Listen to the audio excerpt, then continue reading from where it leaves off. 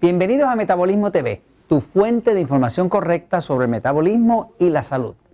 No se puede resolver lo que uno no entiende. Yo soy Frank Suárez, especialista en obesidad y metabolismo. Quiero hablarte hoy de los nódulos en la tiroides.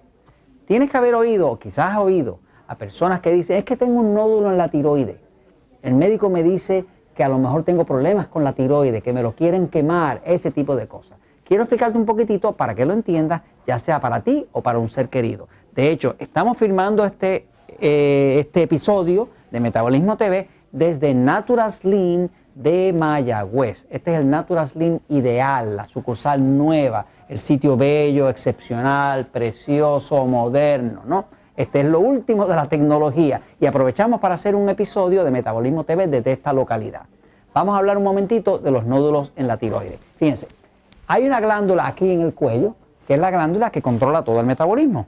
De hecho, controla todo el metabolismo porque la glándula tiroides controla todo el movimiento del cuerpo, todo el crecimiento del cuerpo. No crece pelo, no se dividen las células, no pasa nada en el cuerpo si la tiroides no produce su hormona tiroidal.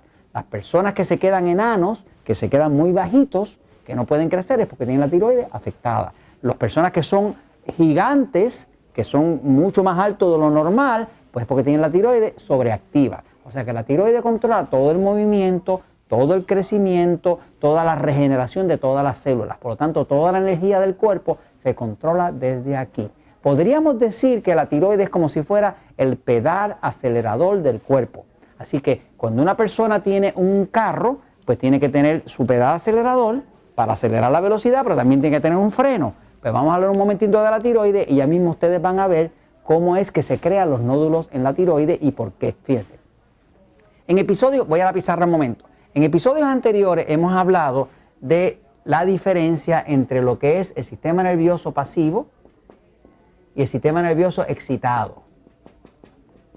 El sistema nervioso pasivo, y quiero aclarar que el sistema nervioso central es el que controla todos los órganos del cuerpo. O sea, cuando usted respira, usted no está pensando que está respirando. Si el corazón está latiendo, usted tampoco lo tiene que pensar. Todo eso pasa de forma automática. Se llama sistema central autonómico, que quiere decir que es todo lo que ocurre dentro del cuerpo sin que usted tenga que estar pensando en ello.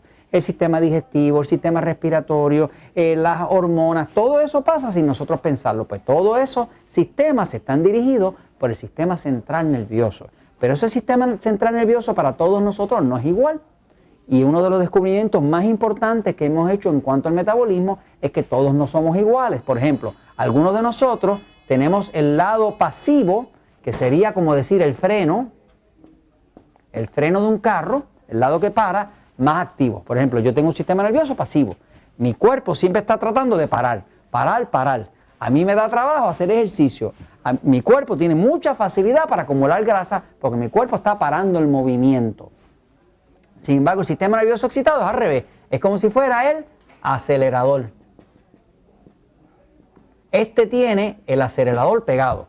Así que podríamos decir que hay un punto medio, que es un punto teórico, donde hay un balance perfecto. Y todos los cuerpos están o un poco pasivos, o medianamente pasivos, o bien pasivos. O podría estar un poco excitado, medianamente excitado, o muy excitado. Los problemas de salud empiezan cuando el cuerpo está demasiado pasivo o demasiado excitado. En los extremos es que están los problemas. Ya hemos oído en otras ocasiones que los extremos son los que causan los problemas, ¿no? Ahora, ¿qué tiene que ver eso con la tiroides? Pues cuando el cuerpo controla desde aquí, desde el cuello, desde la tiroides, controla toda la